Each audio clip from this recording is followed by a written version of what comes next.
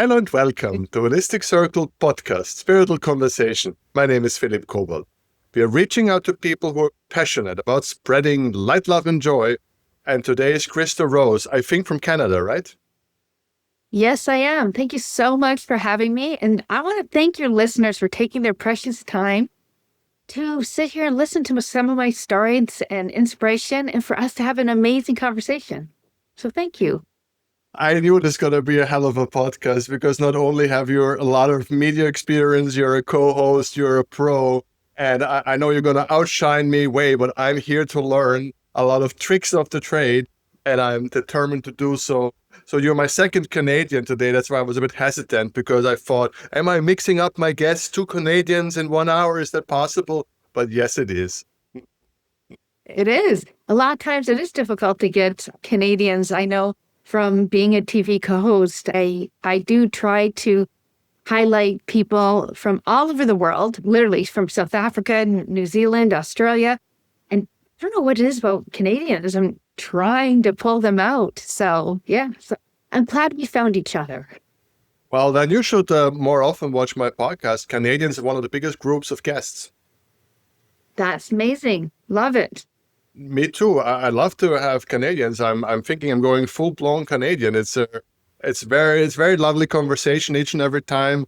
Horribly competent, by the way, and lovely at the same moment. So something's going on there in Canada. There we go. Maybe it's in our water or snow. Either way. Okay, I suppose to prepare people for all the fantastic things we're going to hear, but actually I think you will do it so much better than me. Would you be so kind to give a small self-introduction, a small background, and a little bit prepare the groundwork, things we might be talking about in the next hour or so? Yeah, absolutely. So I have this profound gift of intuition, and I help people tap in to where they're lost, and I help them provide clarity and direction and confidence. And I help them by mastering their mindset and turning their pain into purpose. And believe it or not, I'm known as an earth angel. And that was given to me because I'm put into people's lives when they need it most. Because I've been there. As we'll find out a little bit more today, I survived a head-on collision. I watched my husband as he took his last breath. And right now, I'm living with a chronic illness. But I used all this to use all my gifts for helping others turn their passion and their pain to ignite and spark more hope into others. Some of the other things I do, is I'm international Amazon #1 best-selling author. I am a TV co-host, as we said, international speaker, and so many other things, but I love the holistic approach because I do use integrative medicine as well as holistic medicine. I am a Reiki master, very proud of that. I do Akashic Records, and I'm certified in so many other modalities. I basically use different integrative wellness techniques to help you end up living a life that you don't really like, but living a life that you love. First of all, I must say, for me, it's like watching television. You're so pitch perfect. It's wonderful. I'm getting so inspired here. It's like, don't need to go tonight and watch Netflix. I just turn on this podcast. It is absolutely lovely. Yeah. Such a gift. And of course, you resemble with your own life story. I think my last 20 podcasts put together is your small presentation about yourself. There are all the elements that we can possibly find. So this is going to be a 1 for 20 kind of a listening. So you get 20 podcasts in 1 hour. So stay with us. It's going to be a ride. Absolutely. And most of all, you are a stand-up, knockdown person par excellence. You are the resemblance of resilience and getting back up and getting back up and getting back up. I would love to talk a couple of minutes, if you're okay with you, just on the thoughts that come to your mind. Does you have the moments where you said, oh God, not again going back up? Or do you have moments where you say, well, I know how to get back up. I've done it twice. I'll do it a third time. And is there a modality, a technique, something inside of you that's the ladder that you have built that maybe others can copy? Whatever comes to your mind.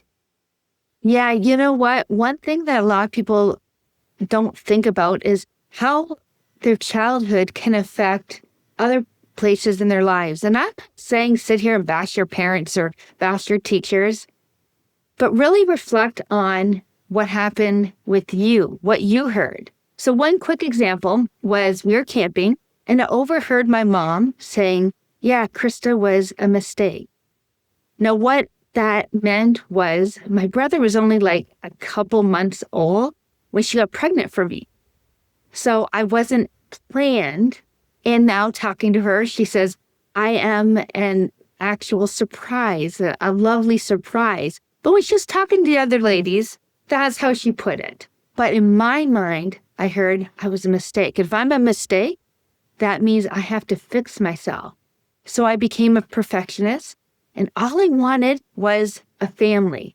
I wanted a husband, children, a dog, white picket fence, stuff like that. And I was lucky enough to meet the man of my dreams and go to school, get the career I wanted. I ended up leaving work one day and I felt my tires start slipping underneath me. See, here in Canada, it's really unpredictable when we have a snowstorm or ice. And it was the first day of spring. So we're supposed to be seeing flowers, not snowblowers. And during the spin, I ended up spinning into this full-size pickup truck head on. And we collided. I was driving a really small car. And at that moment, I kept thinking, oh my God, my husband is not going to have a wife. My son is not going to have a mother here. And that was my final thoughts. It wasn't really about me. I was taken from that car accident by the jaws of life, by ambulance. I didn't walk away. It took about 3 months for me to get some recovery in that. And without getting into my whole recovery about that, I started to get better. And 1 month, 1 year, and 1 day later, for anyone who understands angel numbers or connects with numbers, I watched my husband as he took his last breath. You see, I was a sick one. I was the one who was supposed to die first. We only knew for 2 weeks he had this advanced form of leukemia. And there were very little side effects we didn't really know. The only things we could find is he was tired. He was really lethargic and was out of breath a lot, maybe had some pain. So we took him to the doctors and the doctor said, oh, you have the flu, go home. You're a normal man. Go and get some rest, because men kind of keep going. Well, he did anyway. So he did get some rest. He's like, yeah, I feel better. But she didn't. And that's when we ended up finding out he was almost passing out, taking him back to the hospital, finally doing some tests.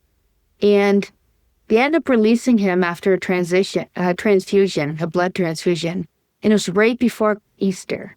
You see, they knew what he had, but they didn't know the timeline or how advanced it was. So they said, we want you to go home and have an amazing Easter with your family and your son. And what a gift. So we did. In the back of my mind, I knew, my intuition was so deep, I knew there was more to it. We went back to the hospital as instructed.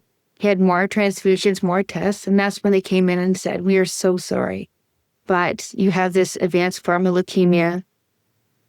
Normally, it's about 3 to 6 months.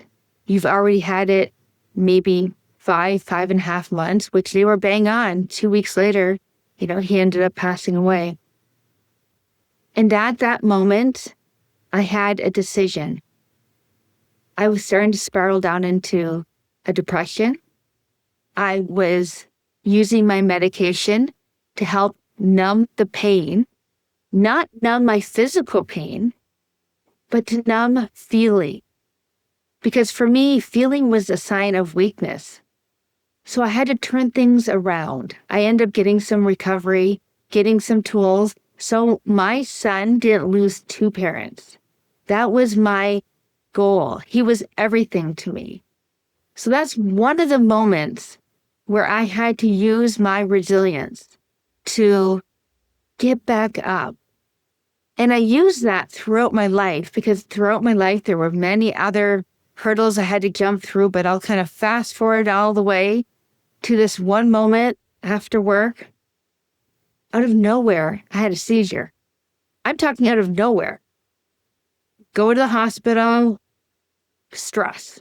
Let's blame everything on stress. I'm thinking, if this was caused by stress, why didn't I have a seizure years ago? That's what was stressful. But having said that, my seizures got worse.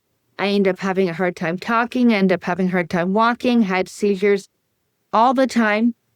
And I was bounced around from hospital to hospital, getting medicated beyond medication. And they kept increasing it until I was sent away to a special hospital. And the doctor walked in and said, "Has anyone tested you for a rare disease?" I said, "No." I didn't even know what that was. So he says, "It takes one blood test." And he did. And he sent away that blood test. And it turned out I do have a rare disease. It's called anti-GAD 65 and stiff person syndrome. And that was causing my central nervous system to go basically haywire. And I would get these spasms where I wasn't able to talk. The spasms were making me have seizures and controlling my muscles, so I couldn't walk. And it was getting worse and worse. And that was another moment where I had to become resilient. And I'm going to kind of pop the bubble, what people think of what resilience is. This is what resilience means to me. It's not only getting back up after you've gone through things, after you've fallen down over and over again. It's getting back up even when you don't want to. Because I didn't want to. Because at that moment, I was using a walker. I was eventually using a cane. And I should bring this up. I was fortunate 7 years later, after my husband passed away, to marry my best friend. And I brought two more beautiful souls into this life. So at this time in my mind, I thought I was a burden. I was a burden on my family because I couldn't do the wash. I couldn't do the dishes. I couldn't do all the meals, the meat, potatoes, the vegetables, all those perfect things that I thought I wanted to do. Way back from my childhood, I had these beliefs that was my duty. And that's where I was going to go. So I had to use that inner resilience to basically turn my mindset from a place of being a victim, which is really easy. You can be in patient mode. So I was laying in bed one day and I was hearing my family sitting at the table. I was in immense pain. And it hit me. I can be in pain laying in bed, or I can get up and be at the table with my family. So here I am walking with my walker. I threw my hair in a ponytail, put on, some jeans, old t-shirt. And you would have thought I walked the red carpet. My family looked at me like, I was a supermodel, because they were happy to see mom. They were happy to see, my husband was happy to see his wife coming and trying and walking. And that's the biggest thing, is trying. Some people use the word try as a lack. For me, the word try is to keep going. Again, shifting my mindset from I can't to I can. And sometimes it was I can, and I will be able to do this because. So I actually followed my physiotherapist's instructions. Most people don't. And I didn't for a while. And it got me stronger. And I was able to start walking with a cane, even though I still didn't want to go out in public because I was ashamed. I wasn't that Christa who used to be able to host parties. I wasn't that Christa who used to be there for you. Do you need something? Do you need help? I'll be there. I'll drop everything. no matter what. I couldn't be that person. And for me, that person was my whole identity. So not only did I experience a loss of losing my husband, I experienced the loss of identity. I went from being a wife and a mother to a widow and a single parent. I went from being a nutritionist, that was my trade, to now, who was I? I went from being able to again care for my family to I thought being a burden. And again, until I started mastering my mindset. And at that point, I wasn't able really to walk and talk. I had to relearn how to talk. And I had my best friend who actually will give me honesty.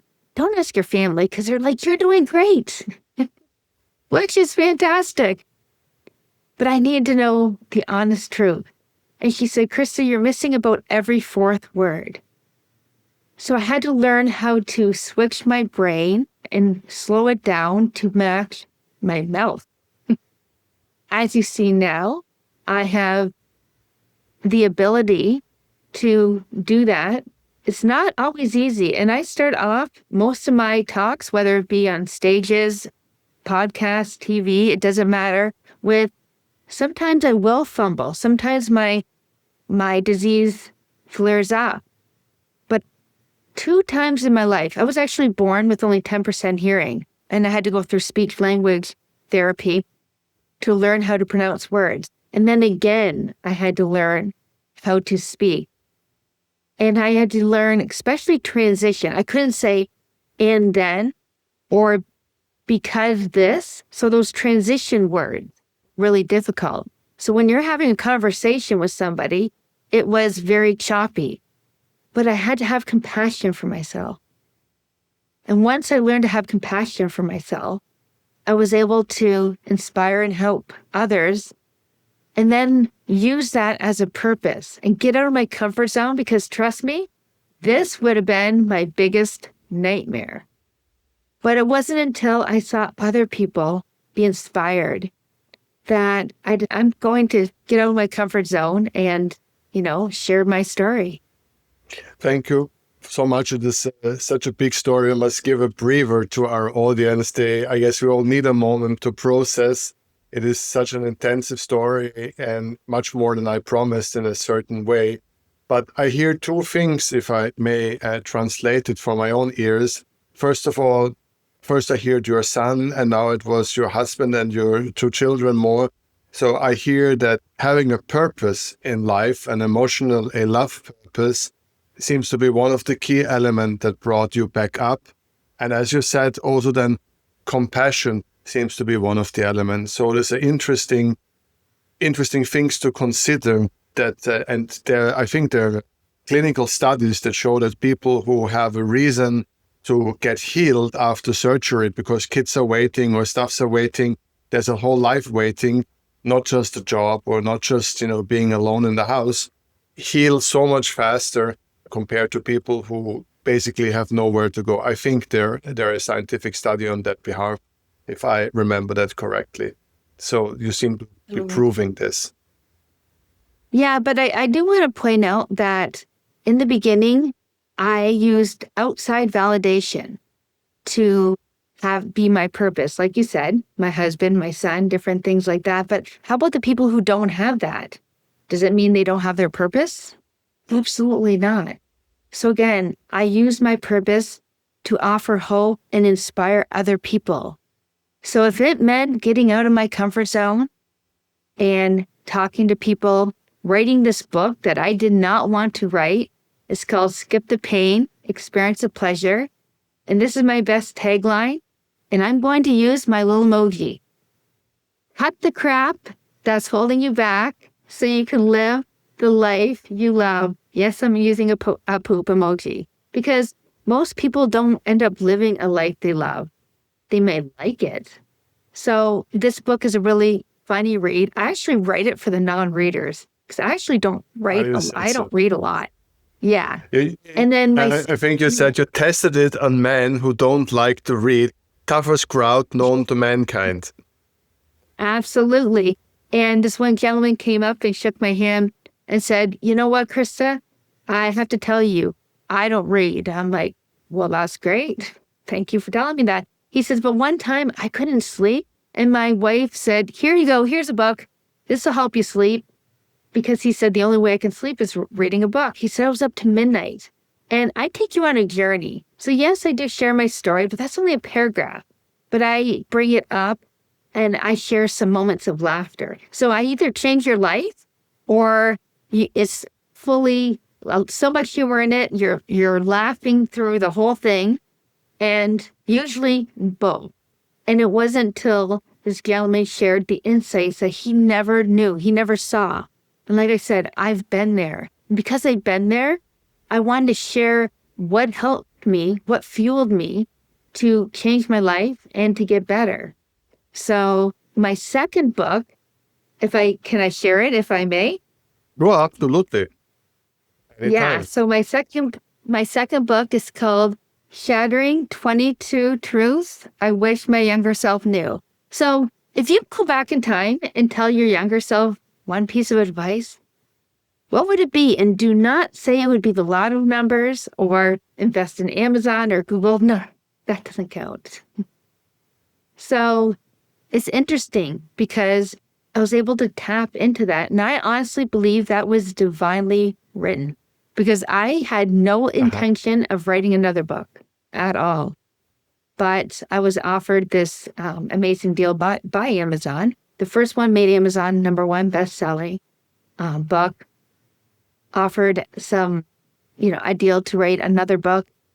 And I'm thinking, what am I writing on? I don't want to go back to my life, but I want to go back to giving advice. It's really giving advice to others because if you look at it, when you give advice to your younger self, it makes you think, oh my goodness, I better practice what I preach. And then I gifted 111 people an opportunity to be in my book to give what advice they would like others to know or what advice they would give their younger self. Wait, 111? Now you're playing with our minds. I remember the number came up already. Yeah. Yeah, to me, it is my angel number. When I see numbers all the time, 111, 1111, either way, that usually shows me and it makes me feel like I'm on the right direction. Whether it's true or not, I feel this intense love. I feel this intense clarity. And that's why I use that number, 111. And you know what? It took 111 people to step forward. And as I was going through them, because I didn't want a lot of people repeating them, not a lot of people repeated themselves, I had those insights. I'm like, wow, what an amazing advice that I needed to hear. Not only my younger self, but my older self. I'm not old, but old enough. So yeah, it was great. And then I was able to Can you give me some examples, maybe one or two? Like, can you just 1 or 2 examples so we a little bit come to the ground with something? Yeah, one of the inspirations. This one actually came from my first book, but it was brought again by someone else. You are one decision away from changing the rest of your life. That's right. You create your reality. And when you really think about that, your next decision can be towards a path that helps you reach your goal, or it can be a task you need to do. So sometimes tasks can be put to the side. There'll always be dishes in the sink. There will always be things to vacuum clean up. And I'm not saying avoid those, but what I'm saying is don't use those as excuses not to follow your goals, your dreams, your purpose. Because when you sit quietly, that's when it really comes to you. That's when those feelings of, what do I really want? And one other thing that I will share is being authentic. Being authentic isn't only being your true self, and that's how I saw it, but it's being your true self if no one was watching. And I mean, think about it. If no one was watching right now, what would you wear? If no one was watching right now, what kind of car would you drive? Or would you drive a car? Or would it be fluorescent pink? If nobody was watching, what kind of job would you do if you didn't feel that judgment? That, for me, is living an authentic life. Well, I'm a quarter German, so the answer is simple. I'd be naked, like every normal German. It is. That's the easy one. The job, I wouldn't know the answer. There you go. But I've had so many different jobs and I went so many ways, so I think there's hardly anything left. You know what? And most people do. But again, if I may highlight, your job is not your identity. Your job is something you do to provide for your family, provide for yourself. Also brings income. Money is only an exchange of energy.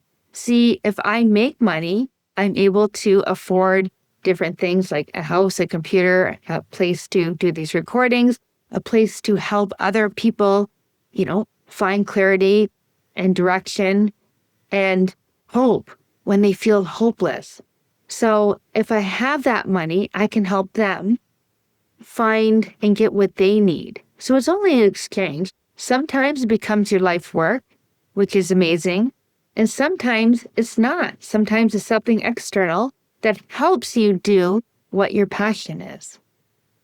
I have one question that came to my mind when you told the story that you went through the last, I think, 15, 16, 18, 20 years. I know it didn't follow track so precisely. When the clairvoyant element happened, was it probably was there forever, but when it really became part of your guidance, or part of your daily help, so to say, dealing with all of this, when it manifested?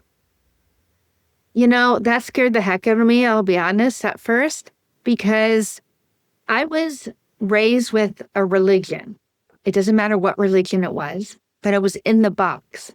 So I actually had to kneel down every night and pray that my soul wasn't going to hell.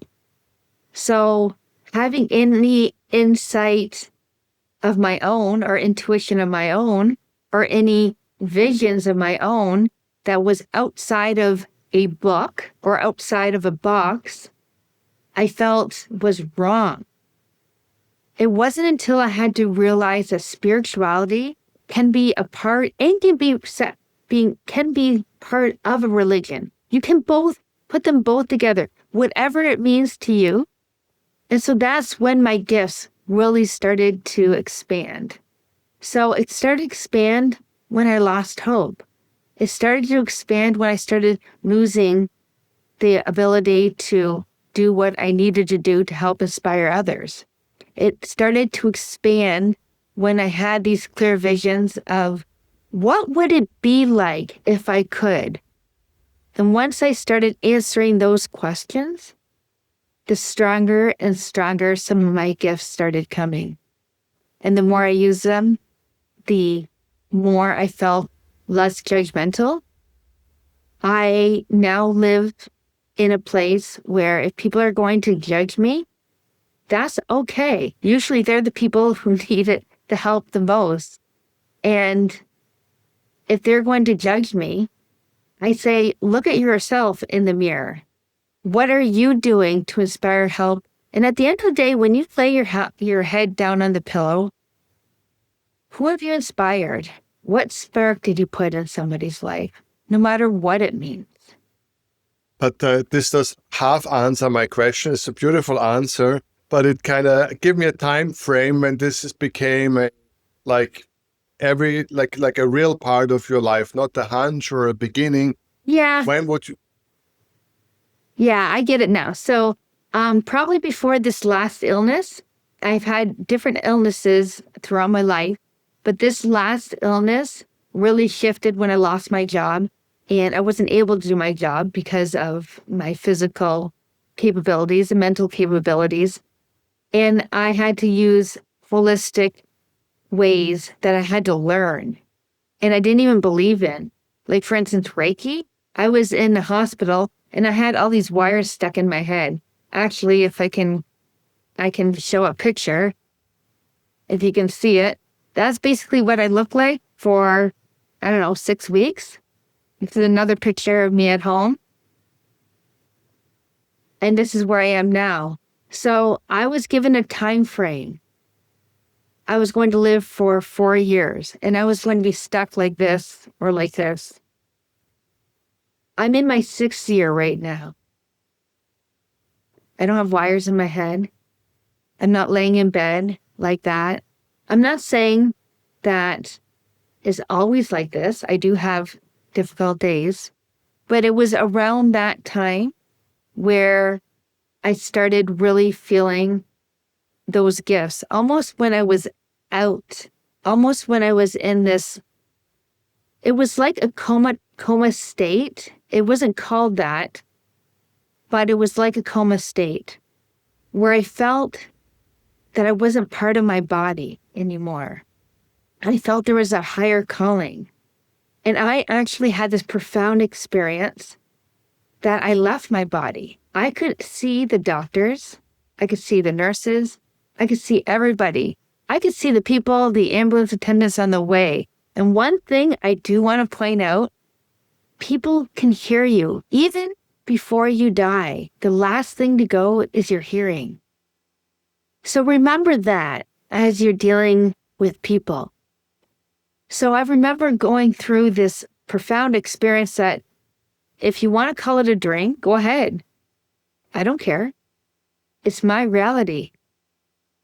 And I think that was probably the spark that created some of these gifts that I've always had, but it really brought out.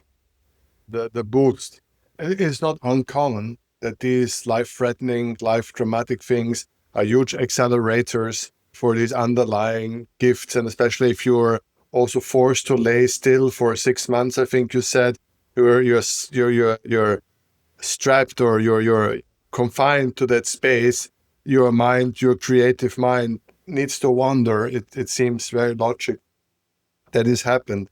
And especially when you said that you're an angel sent to Earth to help, it is like double trouble because you want to move about, you want to be active because you want to help, you want to support, and you want to say the right thing in the right time, and you want to surprise people in the right moment with the help that they need. This is who you are, I think. And then being confined to the bed where you cannot fulfill your mission, that of course also is another strong element of your awakening. I think that's how we can call it. Yeah, absolutely. And it wasn't until I was able to find out how many people I inspired. I mean, I would be sitting in a chair after basically looking at like that, and other family members who would come and visit their loved ones would say, Christa, you're looking amazing. You're doing great. And I'm thinking, are you kidding me? I have like chin hairs and my hair is like all crazy and I'm still sitting in a chair. I'm unable to walk. But what they saw in me was different than what I felt. And that started shifting again my mindset. And then I was put in their lives to offer hope for their loved ones. And they would sit with me for hours and talk to me and listen a little bit to my story. And I sat and was quiet and listened to their story.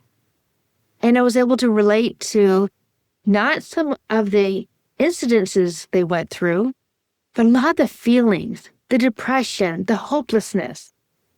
And as I continued to get better, again, out of nowhere, I was put in people's lives for a reason. One quick example was I was sitting home, a depression state. I didn't want to leave the house because it's still fear of judgment a little bit. But I have a service dog. And my husband said, let's go to the dog park. Well, if it's about the dog, okay. So here we go to the dog park and I started walking around. I saw this beautiful girl say, Christa. I look up at her. She had no hair and I almost didn't recognize her. And I say, Jen, you see, I knew she had cancer, but she was also in remission, last I heard. And the cancer obviously came back and we sat at the park bench. And she started telling me how she started to lose that hope. She says, I didn't even want to come to the dog park if it wasn't for my daughter. I said, hey, me too. just saying me too, again, a lot to the feelings. I can talk to you right now, and I'm sure there's a lot of times that you want to sleep in bed and you don't want to do another podcast or speak to another person, but you do. You do to offer this amazing show and show a different way of living. And you sit here and you listen to my story, and by doing that, I can help inspire and give hope to other people. And that's what I basically did for her. I identified with the feelings. And by the end of that, I went into my car and I realized that was my purpose for the day.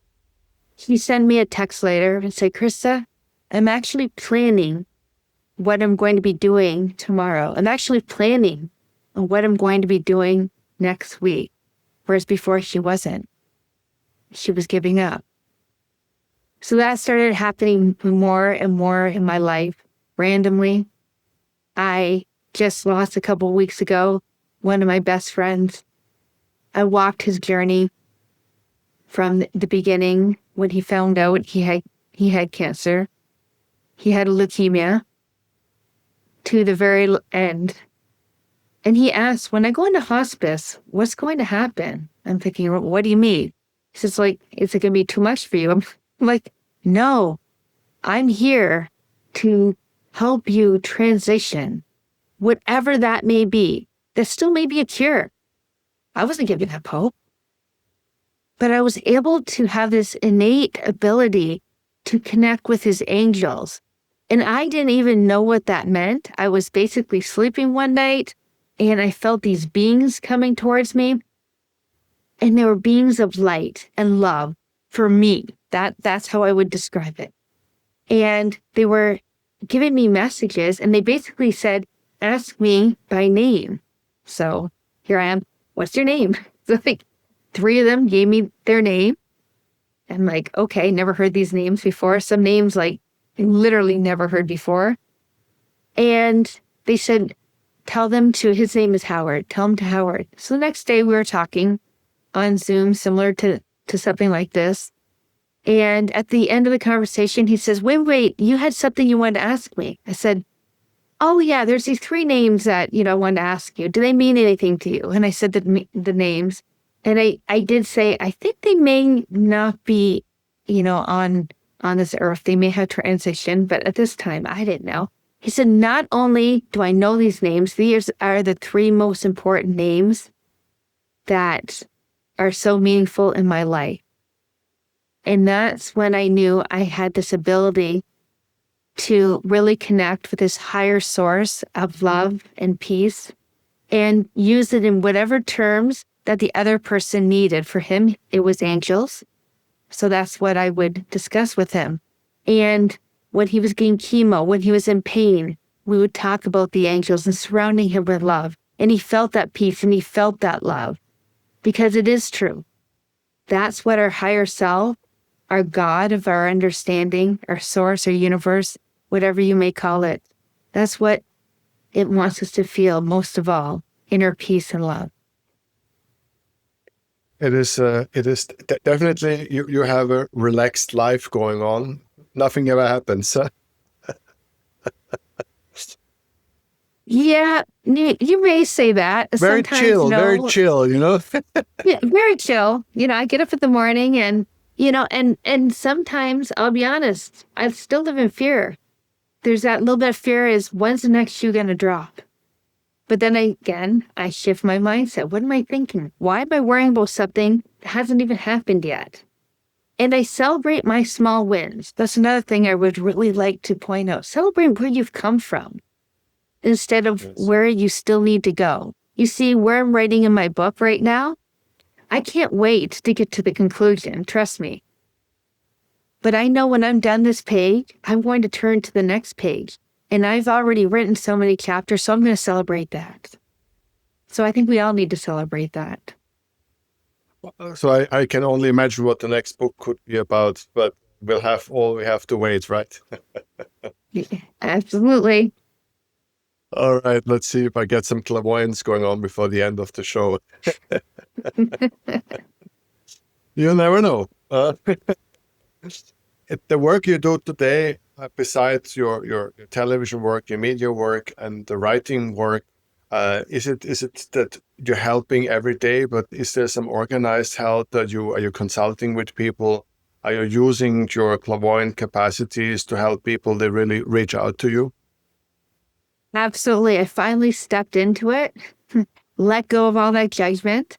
And I was on a summit, and someone at the end gave a free gift, and I actually went to it. I was a speaker at a summit, but we were also able to share these free gifts. And someone said, "You have this amazing ability to do Akashic records." I'm like, "A cow what?" I didn't even know how to spell it. So I ended up taking a certification course, cost thousands of dollars. I didn't have to, but for me, being type A, I really wanted to know and dive into it. And it was true. I had this amazing ability. And basically, for those who don't know what Akashic Records is, it's like walking into your personal library and having all the books of everything that's ever happened to you from the very past, other lifetimes, other, your generations, where you are right now. And if you look at those patterns, it can show you what may happen in the future, even though the future hasn't happened yet. So I do meet with people one-on-one, just like that, like where we are now. And I will do Akashic Records with them. I do spiritual mentoring for people who know they spend a lot of time focusing on their work, their family, but something's missing. So I do that. And international speaking is one of my passions, because that's where I can get my message out to the masses as much as possible. Because we all know we live here temporarily. We don't know when that end date is, even though we don't want to think of it, right? Because we think, if we think of it, that's going to happen. But that's an interesting moment, because talking about Akashic records, and you said how many lives you had. So is this at all a troubling thought for you? Are you not among the people who are, a lot of these clairvoyant people who work with those Akashic records say, oh, it is just a shell, completely unimportant, from one shell to the next shell. It really couldn't care less if I die today, because, I'm only focused on the soul, and that just goes on. I have a feeling you're not one of these people. No, because again, not only are we here for a purpose, we're here to help inspire and spread love and kindness to other people. And when you think about what is your legacy, is that your shell? And that you may think it is, but at your last breath, as at your last day, whether it be a funeral, celebration of life, whatever you end up having, what are people going to remember you as? What mark did you make on this world? And there's this quote from Maya Angelou, and I may say it exactly, not perfect, but people will forget what you did. People will forget what you said, but people will never forget how you made them feel. And that's one of my missions, is to have people feel seen, feel loved, feel compassion, and a lot of empathy. It's, I think, good to hear, because there's so much confusion with these things. And there's in spirituality, or if we'll take a couple of minutes and talk about more transcendental things, because if we have you, well, why would we not use the knowledge you have? And it is a lot of confusion with these elements, with the oneness, with the connectedness, with all those angels guiding us, spirits out, spirits within, spirits stuck, spirits coming, spirits going.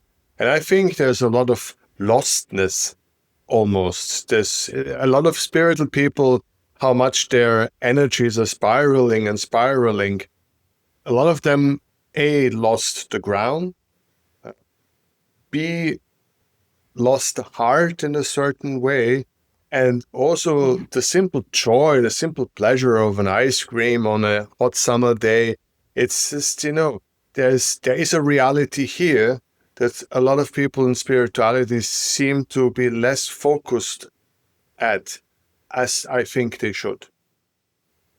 Absolutely. I think that is in those little moments that is when sometimes we find the biggest miracles. So when you're holding that ice cream and you're enjoying it, that feeling right there is a miracle, because there's somebody out there who's laying in a hospital bed who would do anything to be out of that hospital bed and wherever you are having a nice brain. So we forget a lot of what we have. We take for granted for what we have. Even simply taking a big, deep breath, because there's people who would do anything to get off of a machine. And even for myself, I was so drugged up. They just kept increasing my medication that I started looking for alternative therapies. And it wasn't until someone performed this Reiki, which again, I didn't really know what it was. And basically it's placing your hands or using your hands to use life force, universe force and love, and put it over your body to give your body what it needs to heal and be in a state of peace and love and give it clarity. So once I started receiving that, my whole life changed. My depression lifted, my anxiety lifted. I was actually in a car accident about a month ago, and I tried everything. I was in so much pain. So I called up a friend who's a Reiki master. I said, please, can you squeeze me in? I went in there, and when I left, I was able to turn my head. I was able to move. Was I still in pain? Yes. But I was able to shift the amount of medication I was about to take. And even with my muscle contractions, they started to increase again. So I was talking to my specialist, and right away she says, okay, Christa, I know what we have to do. Let's double this medication. And I said, well, how about if we try doubling my magnesium? Because magnesium is known for some of the properties of muscle spasms. She says, that's a great idea. I'm the head of neurology here. Definitely medical, in the box thinking. And I did it.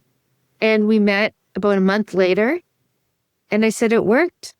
And she says, you know what? I'm going to start telling my patients to do that. So by continuing to share what works for you, not only medication or what the doctors prescribe, what else is working for you?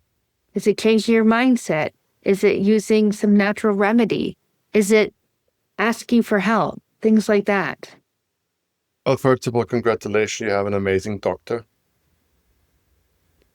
Yeah, it is it's true. one in a billion. This podcast is flooded with people who, and my private life is flooded with people who worked out things, and their practitioner almost want to arrest them for doing something good to their own body. It's crazy stories you could not believe. Some of those woo-woo stuff.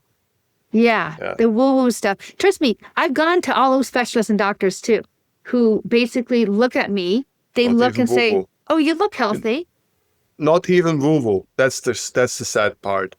Not even woo-woo. Just no money to be made. Just simple stuff. Yeah, absolutely. Well, if you don't prescribe a pill, the people who make those synthetic pills don't get paid enough, right? And and I can go on and on about that. So I really would like to remind people there's other ways of living. There's holistic ways of living and giving your body what it needs to thrive.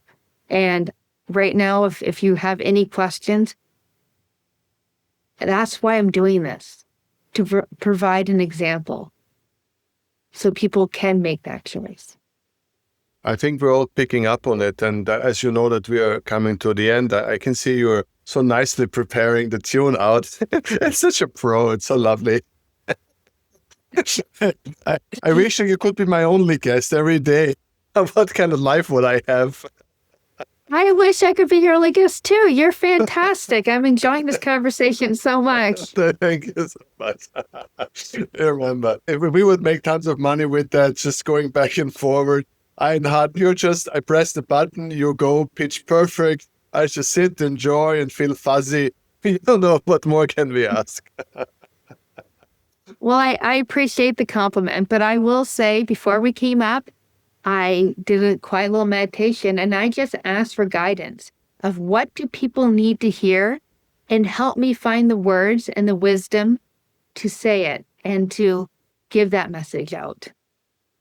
Well, I think you more than succeeded because I knew what was coming and then you surprised me anyway. And I think this is the real and best honest compliment I can give to someone. If you know what's coming and are still surprised, that means it was really, you nailed it.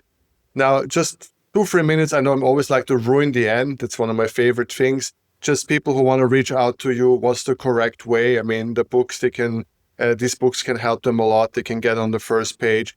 They can consult you. You have a website, putting the information.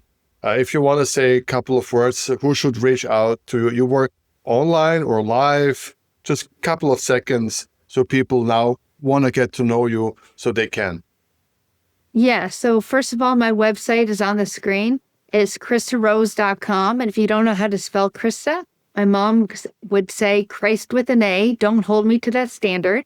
And then ROSE.com. You can find out all my information there. I work a lot with people online because I work with a lot of international people from New Zealand, Australia, all around the world, United States. But I will work with people one-on-one as well. I will work with groups and, again, through different speaking opportunities, book clubs. I love doing book clubs because that's so fun. They always want to meet the author and they go, wow, I never really would picture this. I never really knew who it was, and be able to, answer questions. So basically my website is a one-stop shopping. Absolutely perfect. Thank you so very much. And so as soon as the camera is off, I must recommend you maybe one guest for your show. And that's the mission I am on now. And thank you so very much for coming. And I hope we will meet again. Oh, absolutely. Thank you so much for having me on. And again, to your viewers and your listeners.